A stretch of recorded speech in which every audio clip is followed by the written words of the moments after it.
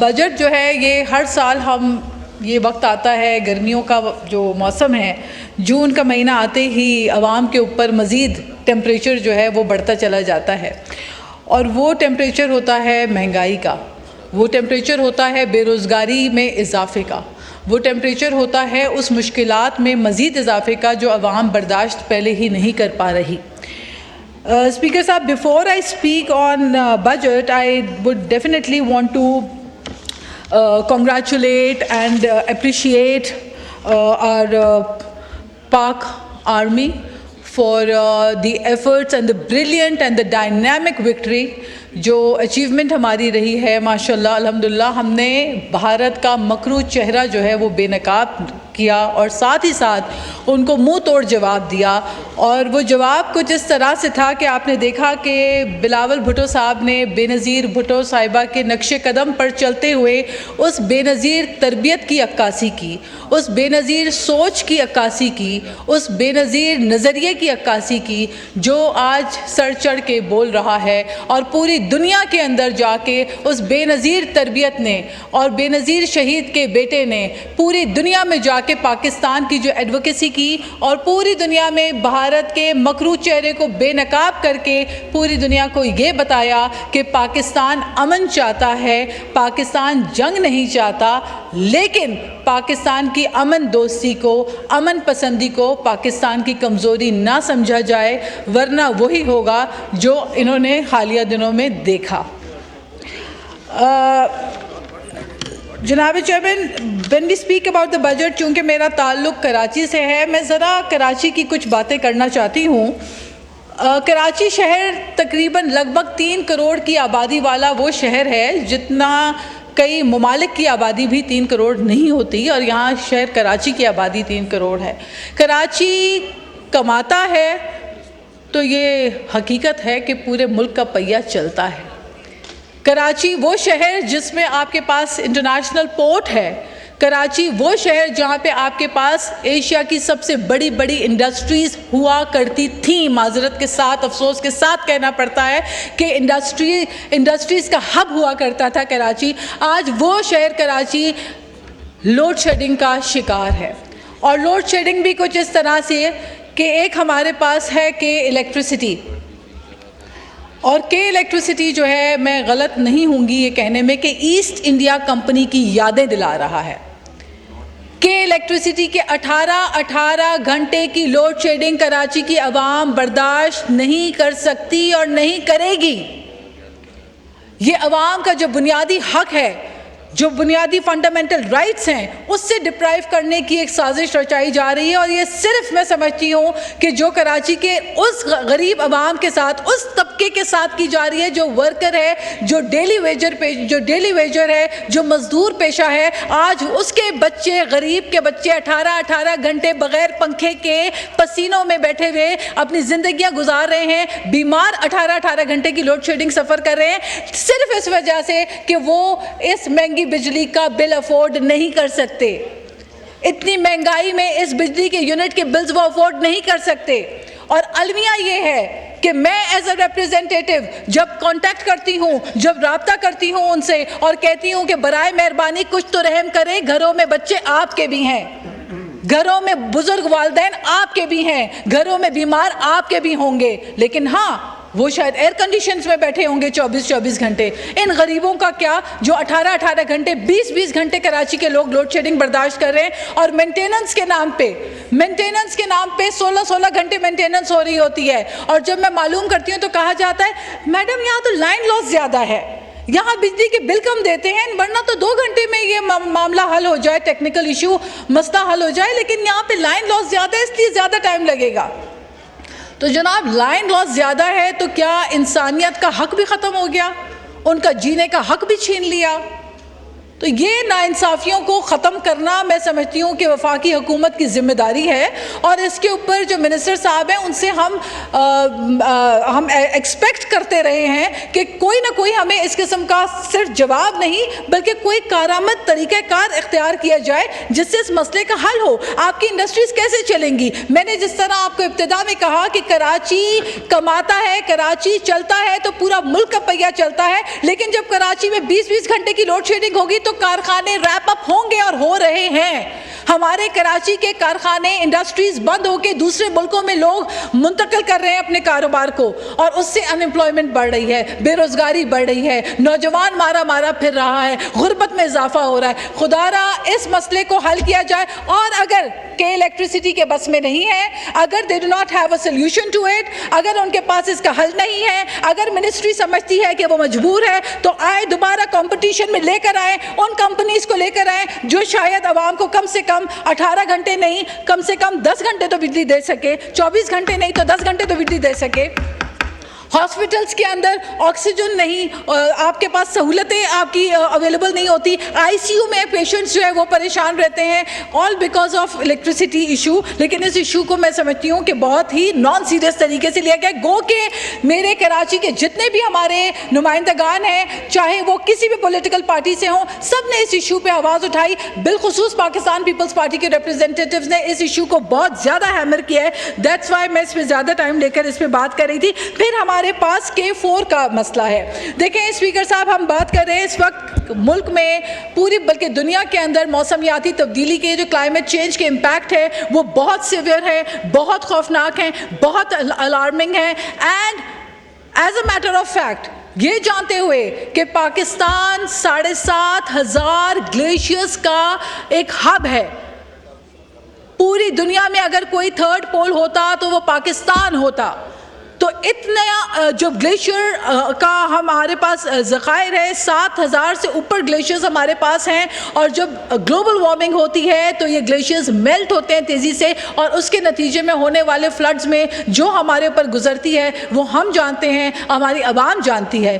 لیکن میں سمجھتی ہوں کہ اس پہ بھی جو ریہیبلیٹیشن کے لیے سندھ کے اندر فلڈ کے اوپر جو کام ہونا چاہیے تھا وہ سندھ حکومت نے تو اپنا کردار ادا کیا، لیکن وفاق کی جانب سے ہمیں کوئی خیر خواہ سپورٹ حاصل نہیں ہوئی۔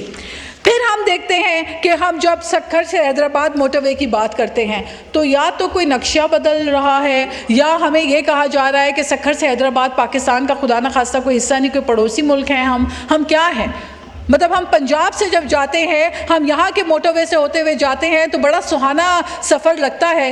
دا مومنٹ ہم انٹر ہوتے ہیں سندھ میں تو ہمیں وہی جو ہے موٹر وے کا سامنا کرنا پڑتا ہے جو کئی سالوں پہلے ہم کیا کرتے تھے۔ کوئی ترقی اس میں عمل میں نہیں آتی، اور جب بجٹ ایلوکیشن ہوتی ہے تو اس کو درگزر کیا جاتا ہے، نگلیکٹ کیا جاتا ہے، پورلی نگلیکٹ کیا جاتا ہے حیدرآباد سکھر موٹر وے کو۔ میں سمجھتی ہوں اس کے اوپر federal government needs to make some serious efforts اور پرائیورٹائز کرنا چاہیے۔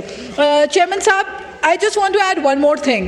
جب ہم اس پارلیمنٹ کے اندر انٹر ہوتے ہیں تو یہاں تختی لگی ہے شہید ذوالفقار علی بھٹو کی۔ شہید ذوالفقار علی بھٹو وہ لیڈر جنہوں نے آئین پاکستان دیا، متفقہ آئین 1973 کا دیا۔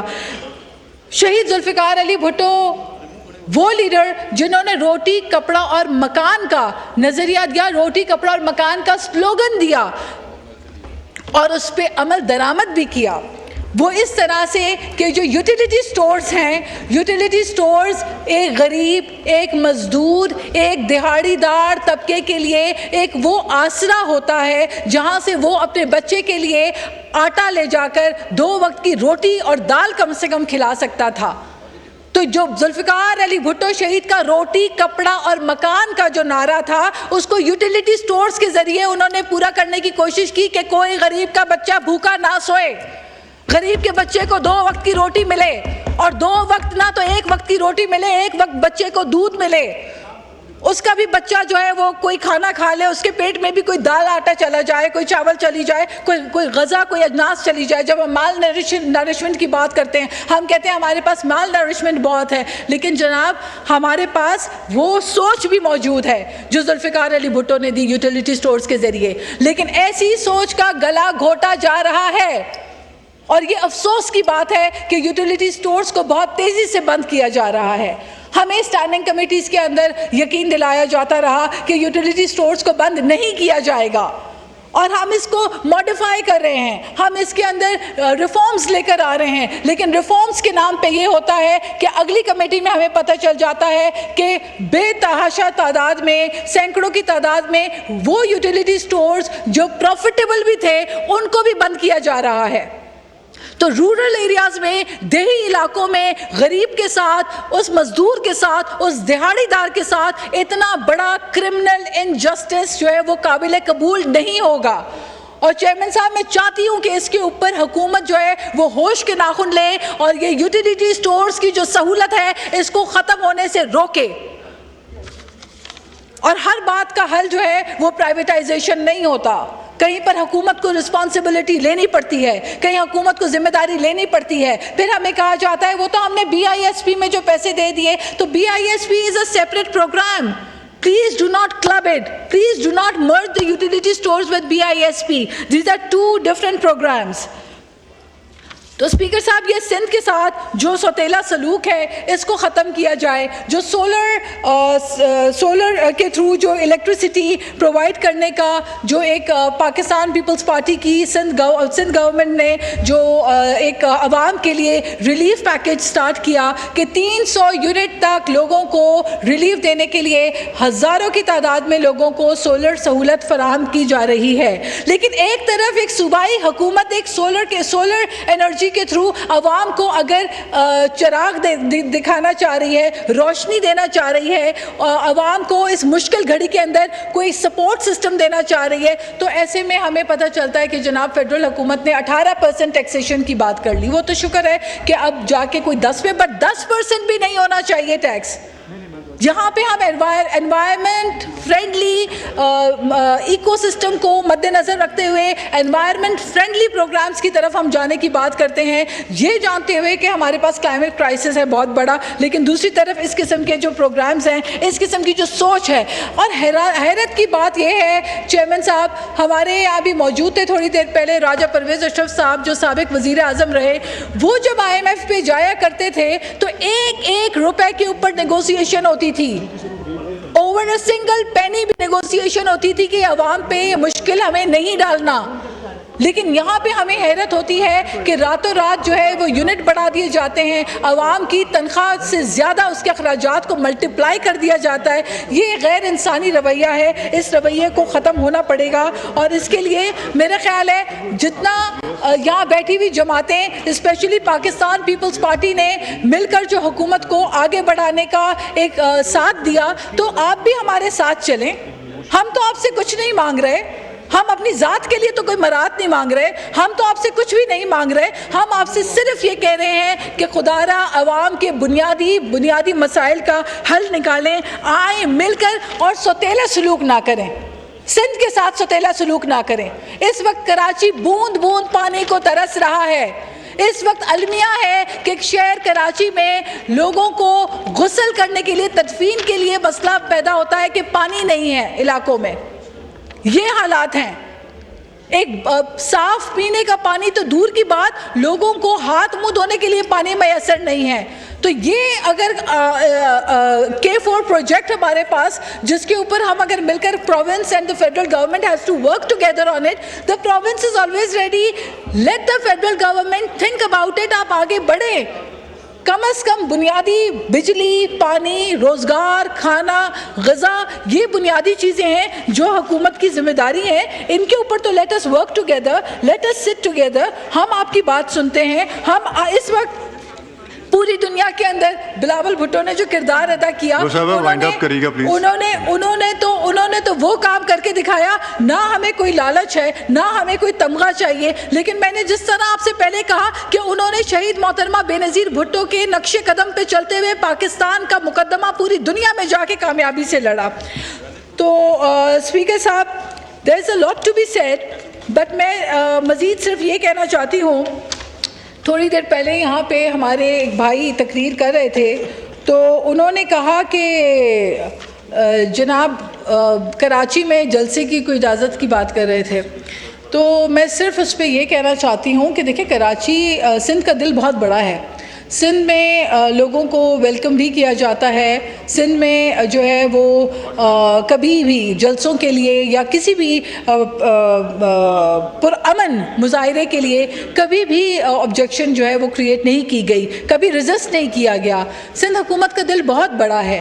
لیکن بات یہ ہے, سوال تو میں یہ پوچھتی ہوں کہ جو لوگ کراچی میں جلسے کی اجازت مانگ رہے ہیں 100 جلسے آ کے کریں, لیکن خدا را جب ہماری خواتین کے پی کے میں پرامن مظاہرہ کریں تو ان پہ لاٹھیاں بھی نہ برسائیں, تو کے پی کے میں ہماری خواتینوں کے سروں پہ ڈنڈے بھی نہ برسائیں جو پچھلے مہینے آپ لوگوں نے کیا. تو آپ اپنی اداؤں پہ ذرا غور کیجئے, ہم عرض کریں گے تو شکایت ہوگی. یہ پلیٹ فارم کوئی لڑائی جھگڑے کا نہیں ہے, لیکن ہمارے کہنے کا. Thank you. چلیں مکمل کر لیں بات. جی تھینک یو سو مچ. تو اسپیکر صاحب, all that I wanted to say, یہ ساری باتیں تو میں نے کر لیں, but last and not the least ایک اور بات میں کرنا چاہوں گی کہ سوشل میڈیا ایک ایسا ٹول ہے جس سے دنیا کامیابی حاصل کر رہی ہے, اپنی ریونیو جنریشن کے اندر وہ بہتری لے کر آ رہی ہے. لیکن ہمارے پاس المیہ ہے کہ سوشل میڈیا کو مس یوز کر کے اس ٹول کے ذریعے, سوشل میڈیا کے ذریعے کہیں پر اداروں کو ملائن کرنا, کہیں پر کسی کو ملائن کرنا, کریکٹر اسیسینیشنز کرنا, اس کا غلط استعمال کرنے کا جو رواج ہمارے یہاں چلتا آیا, یہ بہت ہی افسوسناک ہے. اور اس سے ریلیٹڈ جو سائبر کرائم کے ایشوز ہیں بہت ہی برننگ ایشوز ہیں, ہزاروں کی تعداد میں سائبر کرائم کے ایشوز پینڈنگ ہیں. ہمارے پاس سائبر کرائم کا جو حال ہے اس کا کوئی پرسان حال نہیں ہے. خود یہاں پہ میں سمجھتی ہوں, میں نے منسٹر صاحب سے بھی لاسٹ ٹائم بات کی, اس کے اوپر سائبر کرائم کے ونگ کو فعال بنانے کے لیے اس کے لیے کوئی فنڈنگ ہونی چاہیے, اس کے اوپر کوئی بجٹ مختص ہونا چاہیے, اور اس میں خواتین کو انڈکٹ کرنا چاہیے, کیونکہ سب سے زیادہ ہراسمنٹ اس وقت خواتین کی ہوتی ہے. اور جب خواتین کمپلینٹ کر کے جاتی ہیں تو تھینک یو تھینک یو, بہت شکریہ. جی محترمہ